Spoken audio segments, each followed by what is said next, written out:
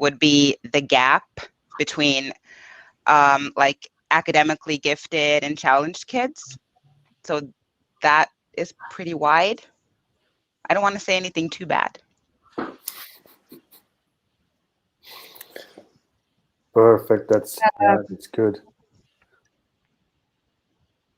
No, I'll go ahead. I was about to say actually to throw the ball to Alfred, who's been working in different areas. That what benefits and differences, challenges have you seen from working in different locations in different education systems? Just to piggyback on what Michelle said, what we've seen, as probably all of us have seen, is that the situation over the last year has really brought to light the achievement gap. It's just become huge, hugely obvious. You know, we've had some students who were on the mark, staying with us, some who have excelled at online teaching, virtual learning, and then those that have really, really unfortunately fallen behind. And the achievement gap has really come to light, you know, which has encouraged us to be more conscious of differentiation, and teaching is not learning.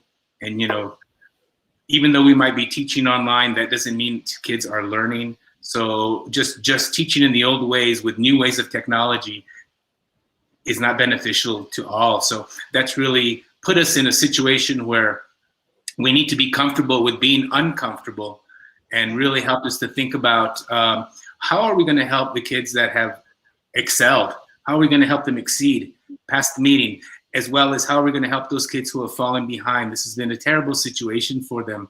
Whether, you know, the equity, that equity factor has really come into play and made us think put that at the forefront because of empathy, as Sarah mentioned, to, you know, we need to help these kids who are excelling, and help these kids who are falling behind. And how can we implement strategies and adopt methods that for differentiation? And that, I think that's one of the things that has come to light in light of COVID.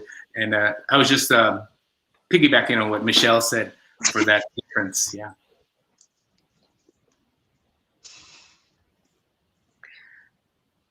Perfect. So, any other thoughts on the American schooling system or other countries' schooling systems you've experienced? Or I can go ahead and share my experiences and perspectives on COVID and schooling. I work primarily with high school students, and I see it firsthand. I see that gap, you know, from the haves and the have-nots. I have students in one virtual class where they're too embarrassed to turn on their camera because, you know, they're probably sharing a room with 4 other siblings, or, you know, because of the home situation, you know. And then I have the other side of where my students, they turn on their cameras and you can tell that they're in a very nicely set up, you know, room. They have the top of the line gaming system in the back. They have, you know, very nice living situation, at least what can be seen from the camera. So I can understand, you know, there is this gap. It is undeniable.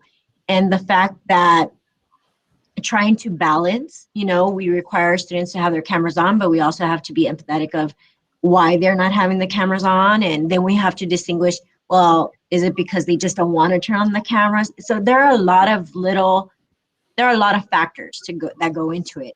I had the opportunity of participating in an international symposium in October. I think Dr. O'Mara knows about it, the ISET Mesh.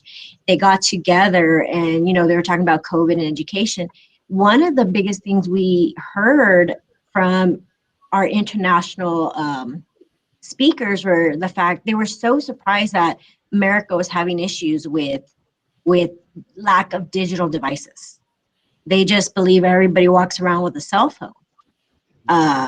When in reality, that is far from the truth, you know? Yes, do we have a lot of technology going on in the States? Yes, we do, but that does not mean that everyone has access to it. You know, or they might have a phone, but does not guarantee that they have the money to pay for, you know, the data. They might only have the minimum amount of data, and spending 8 hours virtually in class will deplete their entire data for the month, for the entire family.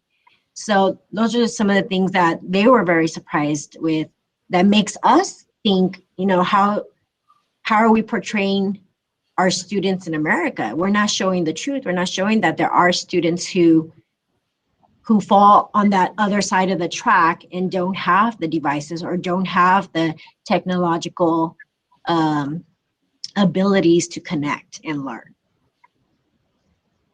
If I just, oh, sorry, Uti, if I just finish off there. How did you experience the last spring and the distance learning?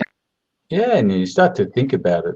The words that keep coming up through Sarah, Michelle, and Alfred, it really made us, or remind us of how well the education systems are going.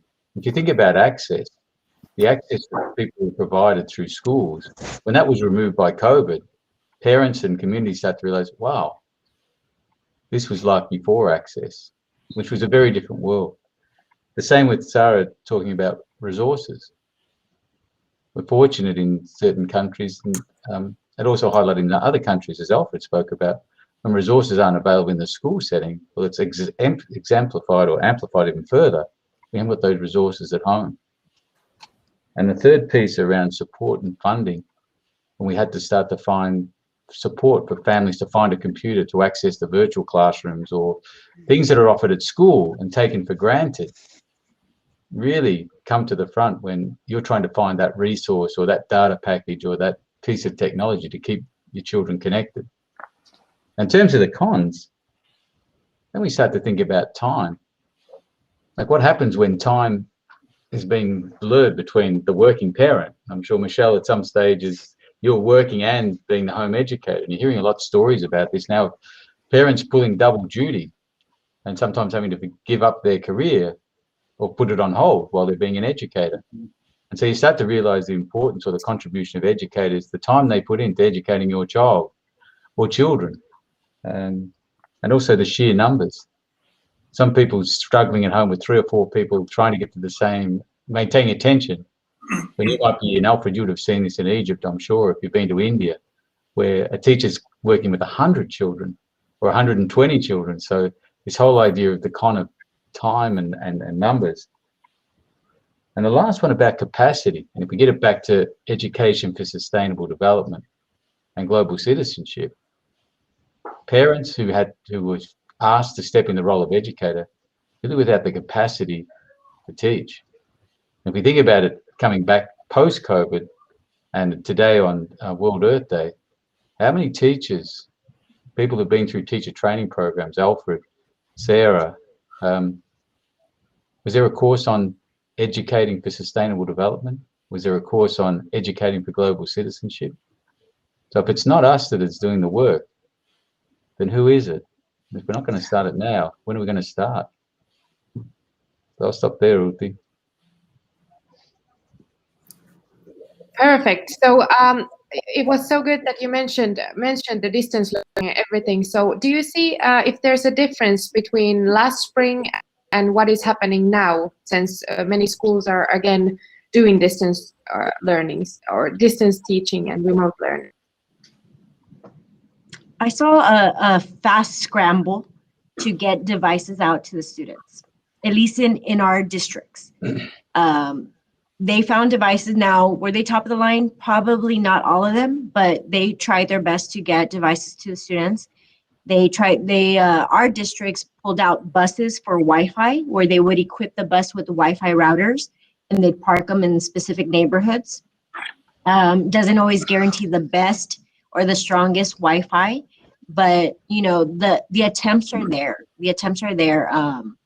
Could there be more? Could there be better? Of course, you know, but it all goes back to funding. It all goes back to resources. It all goes back to, you know, in last semester, you had very few bus drivers that even wanted to drive the buses because of COVID, you know, because they were scared of getting sick. Now, not so much, thankfully, with at least in the States, we're getting the vaccine. But that was one of the issues compared from last semester to this semester. It feels like we have a better handle of it, or at least we would like to feel like we have a better handle of the situation. That's what I see from from our districts and from close friends that work in the San Antonio area, and in the Valley area of Texas. But they do have their own issues as well. So I would say, to answer your question, it would be less of a jolt, less of a, where did this come out of? We're more prepared, I would say, better prepared, understanding that we had to change overnight. We had to change curriculum. We had to change lesson plans. We had to change how we were going to deliver our lessons. I think teachers are a little bit more at ease and feel more comfortable with how they're going to deliver the work if we continue a virtual learning path. So I think that makes a huge difference. Yeah. In Vietnam, that's where I was for the last year. And even though COVID cases were non-existent, very low, I think there was 18 cases up until mid-summer in the whole country. We still saw the unblocking of access to the Google Suite, to chat, to things like this, which in the past was taboo, right? By schools, they're like, don't let kids have access to Hangouts or chats or things like that. And now this is the norm, and it's been great because in the past it wasn't a question. Let's not let kids have access to chats. And I'm glad this kind of natural hack happened so that we could see that it can be managed for a positive effect. It can be done where kids can be taught to be responsible, to use them for the benefit of student learning. So yeah, unblocking of access. Even though we have more access, what things in the future tech coaches and people like that will be aware of or are working on now is heightened awareness of security. That's their new thing right now is, okay, we've unblocked access. Now we need to be conscious of, how can we secure privacy, etc. And James was talking about equity for connectivity.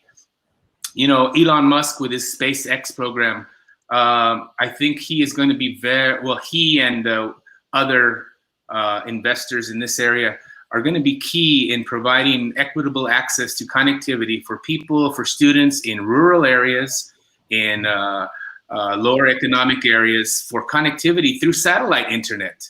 And schools have become the center now for connectivity. And I'm not just talking about hotspots, but they will now they've brought parents together, students together as a community. And I think things like internet connectivity for equity through internet satellite is exciting, not only for kids, but even for all of us. The connectivity in the future soon is going to be really interesting. So that's a really interesting point you raise, Alfred, and bring up Sarah's point about the scramble. Come back to Nicholas to think about the introduction about it, Ambitious Africa, Adelante, and Aspiring Asia. As we move into this post-COVID era, how do we create these learning environments for sustainability and sustainable development? If we want that to be the central piece, you start to think about, well, what does that mean for entrepreneurs? How do we connect entrepreneurs? What does it mean for the educators or for the game-based developers, the entertainment? And so the two challenges were set out today as part of World Earth Day. One was around green technologies, but the second was around innovation. So I think there's a really great opportunity for innovation in this post-COVID era in ways that will help continue the work of Ambitious Africa, Adelante, Americas, and Inspiring Asia. And it's up to the creativity, not only of the current folks in this room, but the future, the young girls who are trying not to be idiots or starting new businesses. And how do we start to empower and create those spaces for people to connect with some of the entrepreneurs and youth that are within this coalition, recognizing issues of access, equity, and inclusion with technology. Mobility is another issue here at the moment because of travel and across the other spaces. I think it's just a great time to start to really think and get some people and use technology like this to get together and think about, well, what if, and how does that relate to the goals of the 3 ambition coalitions? Agree. I think building those partnerships, those sustainable partnerships, makes it part of, just helps us push those SDGs even at a better rate than if we don't have those partnerships. Part of SDGs is to create partnerships, lasting, sustainable partnerships. And I think if we do that, and we tie in education, like you said, those are the legs, right? Sustainability is the body, and we work together as a body. Wow, I'm inspired by Adelantes America, and I think that all of these, and I believe you said Aspiring Asia is coming in as well. I'm so excited to see what's going to unfold with all the work. Thank you very much. And to jump on that, I think that's one of the good things we are seeing right now. So basically, really to make sort of initial partnerships, to meet new people. I think that's one thing we are seeing. I'm able, to be in a meeting in Nigeria, then I'm able to be in a meeting in Adelante Americas, 15 minutes after that. Then I'm even, able to connect some Nigerian friends to some Chinese friends who are able to have a meeting together, all in one day, something that would have taken, months, maybe years back before COVID. So I think in that sense, if you will, in that sense, COVID was good, because in many ways it moved the world forward 10, 15 years in 1 year. Because also, looking at education, I'm a final year student myself. The first months, let's say last year, the teachers were really always putting school on hold for a month and keeping the same mantra, we are coming back as soon as possible. Now, just last week, when I spoke to one of my educators, it was like, I don't think we are ever coming back to a five-day school week. We are probably, going to have a hybrid. And just in 1 year, university has changed like that. And looking at some Finnish universities, they are really, really old school. They like things in the old way. And also, looking at lower classes, my mom is a teacher. Looking at where they were a year ago, and basically overnight they were forced to come up with something. Overnight. And she's teaching cooking, cooking skills and home, how you take care of your home. I mean, how on earth do you do that online? So basically they had, one night or 1 weekend to come up with, how do we teach this? And, now I think a year later, you start seeing, I think it would be nice to know also your thoughts, Michelle, on this, how you start seeing in school, that now that they have learned and had sort of the opportunity also to build on their own work, had the opportunity to take their own work online. Because, if you would have asked someone 2 years ago, why on earth would you teach young children online? Go to school and you teach them there, why would you teach them online? So, I mean, it obviously didn't exist. And I think it's, the same goes for university. But now, this will again allow us sort of to create these platforms that we can also teach, children in remote areas. We can give them, teach them basic skills for free that we otherwise wouldn't be able to teach them, because we would not be able sort of to build a school there. We would not be able to build, fly teachers there. But now we can do these online classes. And if you look, at Ambitious Africa, Adelante Americas, and then Aspiring Asia, taking that together, we can make things online. And if you're able to partner that up with the education, we would be able to give education to people who would otherwise not receive it, right? Well, if I just comment on your mom being a home ec teacher, I had a 9th grader doing during this. I had a first grader and I had a ninth grader. So my experience with distance learning was quite all right. And I really did get lucky though. My first grader had easy enough work that I was kind of able to help her. And then I had a ninth grader who was independent enough to stay on top of her work for the most part. But in ninth grade, you have a home ec, which meant we had lunch and we also had a clean house. This girl knows how to clean a toilet. She knows how to cook. She knows how to bake. And I got fat. Just saying. I'm just kidding. I'm just kidding. But yeah, well, whatever.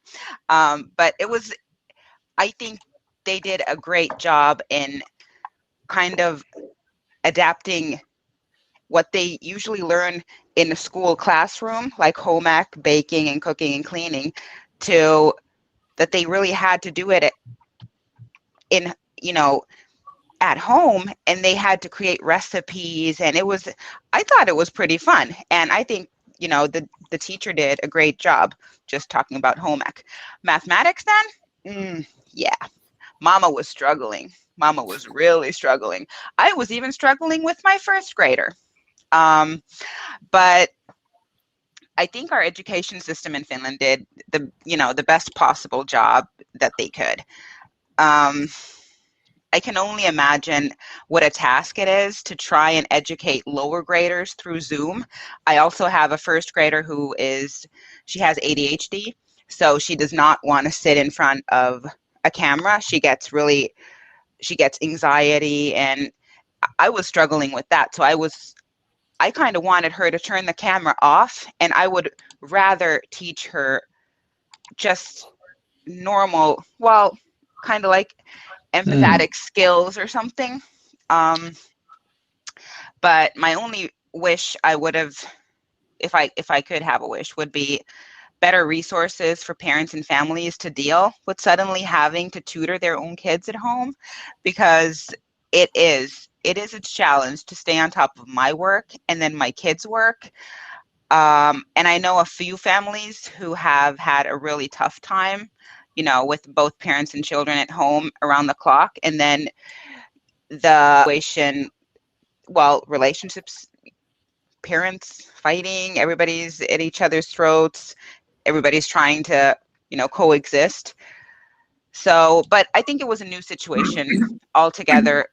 But in the hindsight of what it was, I have to be really thankful, because if I would have been a teacher during that time, because I know teachers also develop feelings towards their kids, because you want to see them excel, you want to see them, and their like capabilities and some of the things that they struggle with, and you want to be there to help. At least this is my experience. I know there's different people and different teachers, but I know for a fact that my kids' teachers have really cared. So it couldn't be an emotionally easy thing for them either.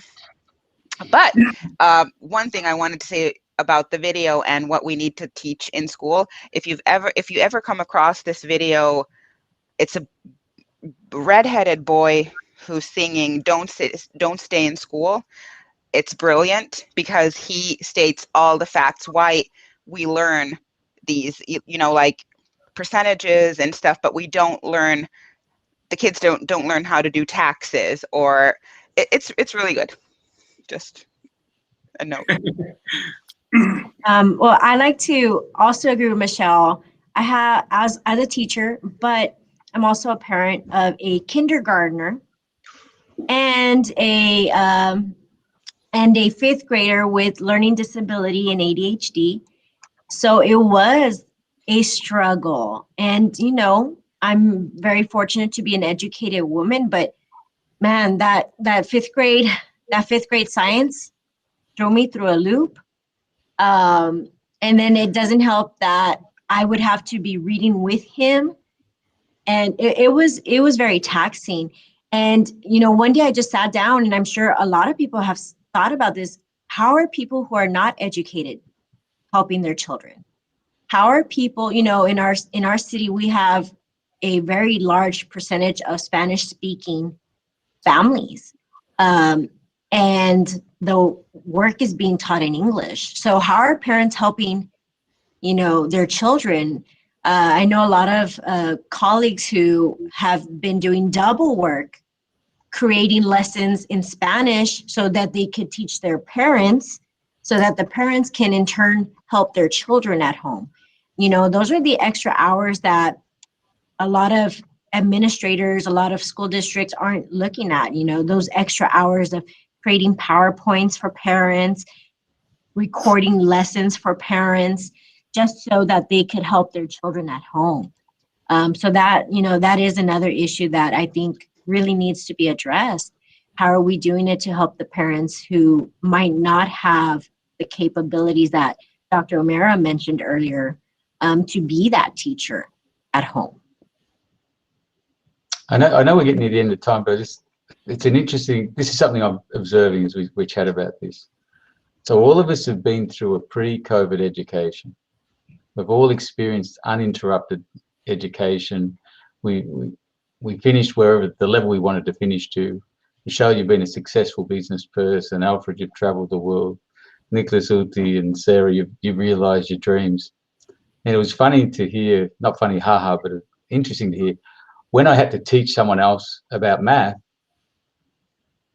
I didn't have the skills, or I'd lost that. And I'm saying this in the context of learning loss. Everyone's worried at the moment about the learning loss that's happening. Some of the learning that we lost maybe wasn't what we needed. Michelle, obviously you didn't need that for where you need to be. And so it's going to be really interesting over the next 6 months to 2 or 3 years to watch the things that we didn't seem to be able to do. How much has that impacted us genuinely in where we want to go? You talked about learning to cook, the redhead that learned how to, do the life skills. So as we think about learning loss and the sustaining learning and post-COVID, just keep one eye on the things that, what is it? What is it we're actually learning? And is it the things, asking a question, is it things that we missed out on? How much does that really matter to where we really want to be? Wow. Great comments. And I think, please go ahead, Michelle. No, it's just that really resonated. That really sunk in. So I don't want to start crying. So please talk. I was about to say that you perfectly brought us into the next, or basically final question. So what do you think about the future, especially incorporating sustainability in learning? What will learning or teaching look like in the future? And what role will sustainability take in learning or teaching in the future? Go ahead, Sarah. No, well, thank you. I was just going to say that I think COVID has really highlighted, has really put the limelight on a lot of systemic issues that we're seeing. A lot of social injustices. So the fact that the dialogue has to be there, it has to be in the classroom. There has to be, how can you not mention the social injustices that we're seeing in the news daily? I think that's going to have an impact on curriculum. It has to. I was actually just reading about read woke pedagogy, bringing in that literature, bringing in that content where we're not turning a blind eye to what we're seeing in the news, because COVID has emphasized a lot of social injustices, not only in America, but around the world. And I think that's going to have an impact on our curriculum. It should have an impact on our curriculum. So that's what I wanted to say. I don't know if you want to continue, Alfred. Yeah, kind of jumping on that. As schools, I think one of the effects that we'll see, as James mentioned, we've forgotten a lot of the content. So possibly one of the things that we'll be looking at, and a lot of schools are doing this with PBL and STEAM, is a skills or inquiry-based approach to life skills. And integrated with that, we see, social emotional learning, sustainable, the Model UN development goals, and those become more relevant and more pertinent to student learning long-term. skills for life rather than content. Kids, anyone can Google an answer, and that's not something we necessarily need to teach. But what they do need is those skills for life and learning that will lead to inquiry, where students can answer their own questions through skills that they have. They don't necessarily need us to be the sage on the stage to give them content. They can find that anywhere. You know, teachers have become experts in making instructional videos, haven't we? And so I think a lot of those videos, when we go back to school, are going to be used still. You know, okay, cool. So let's set up a unit where you guys, you know, I'm going to differentiate the class. I'm going to facilitate your learning. And as you watch this video and understand this, I can meet with you afterwards if there's any questions, but students can go at their own pace to possibly go to the next video, which is the next standard.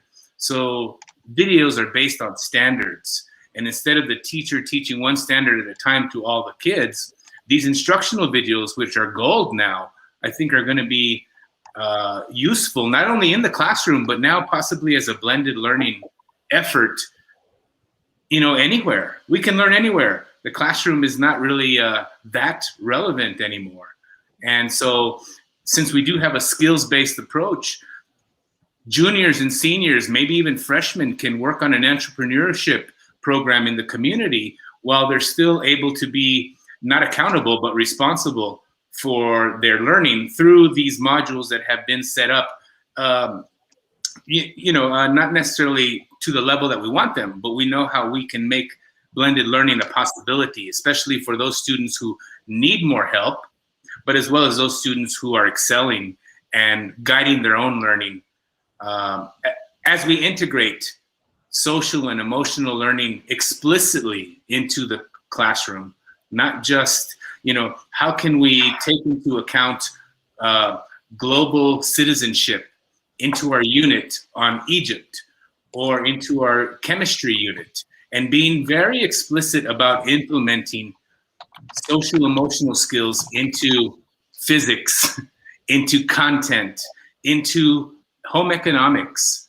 And that takes teams of educators to come together in PLCs or however they come together to be explicit about planning for integration, multidisciplinary units, so that students can have that full experience integrating the content with social, emotional, transdisciplinary transfer goals that benefit them at the end in life.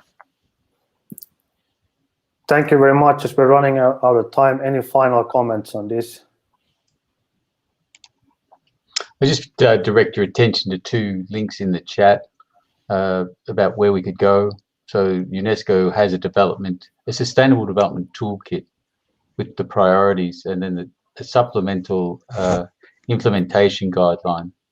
And so this could be a way to start to have a global roadmap we could bring together as Adelante, ambitious and aspiring, to contribute to that global space. And I really like the idea Alfred spoke about as well in terms of social emotional. There's a lot of work being done at the moment by the OECD about social emotional capacities for teachers, because they'll be the people who are championing the students reconnecting with their peers, reconnecting with their schools, reconnecting with their community. And so again, this is something teachers haven't been taught in class. There's not a class, Social Emotional Development 101. And then finally, just the last piece, I think we're in a good shape. If we think about this as a youth-led movement, our youth, our future, shaping our future, if you look at the people that are attracting to those three communities, we're in a good place. Thank you so much, everyone, for coming. Question, just one answer with one word. What do you, going back to the children's videos, so what do you like the most about our planet? The people. I'll go with animals then.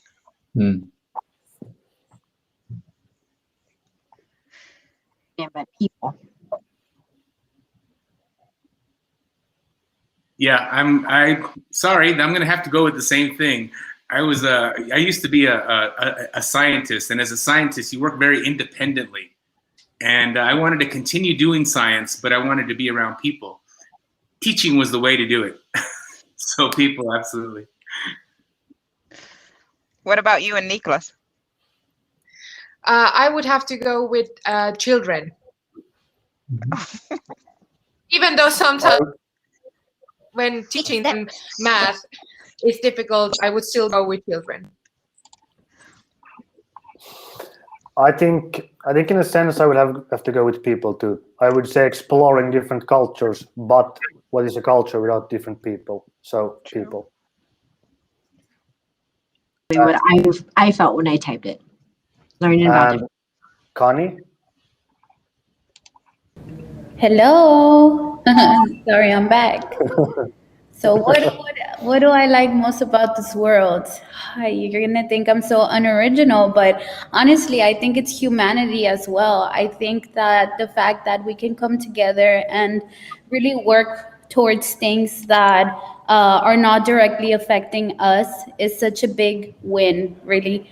As Sarah was saying earlier, how we are able to say, you know what, this problem isn't affecting me directly, but it is affecting somebody else. And so I need to change something myself right now to make it better for the future, better for this person who is suffering. And so I think that humanity as a whole is what I love about this. And without a world, we just don't have humanity. And so we need to take care of our planet. Thank you all so much for all of your wisdom, for sharing it to the world. We have viewers from all around the world. We are really, really happy to have you all here today. And I did want to mention that we have our partners and our exhibitors listed on the deal room. So please go ahead and check those out. Go ahead and check out all of our other attendees as well. You might want to connect with some of them, start working on some of these projects, connect with us, and let us start working on projects in the future as well. Speaking of projects, I actually want to give a little bit of light into This Works. So if there's any first grade teachers out there watching us, we would love to work with you. We have This Works as a platform that's free for students. And so if y'all are interested, please send us a message and we'll be able to work with you all. This platform is, again, everything we have been talking about this, integrating fun, integrating learning, integrating a challenge of entrepreneurship, and really getting to know what it's like to work across borders. So thank you all so much again, like I said. And Oti and Nicholas, do you all have any other final thoughts? Anything else? Just like I like to add that even though there was a little bit of technical, I still hope everyone can come to the second session, which is about entertainment. And we also have a very, very nice panel discussion there. And then that will start in about 1 hour and 50 minutes. And then the final session, which is at 6 p.m. CDT. So about 3 a.m. my time. So we'll do the entertainment session here on Deal Room. So thank you all so much for coming, and we'll see you later. Thank you, everybody. Bye-bye. And to all those watching live, make sure to sign up in the Deal Room. There's still time to come in here and just come and explore. I know that we have our YouTube link out there and we're going live on YouTube. So just make sure to come in here to the Deal Room. Don't be intimidated. You just need to make your account so that, think about it as a virtual conference. So you'll have your booths here, you have people that you can interact with. So just go ahead and, like I said, you still have time to come in and sign up and look at everybody that's here and connect with others. So thank you all so much, and see you all at 3 p.m. Laredo time for our entrepreneurship session. We have an awesome lineup coming up. So thank you all so much.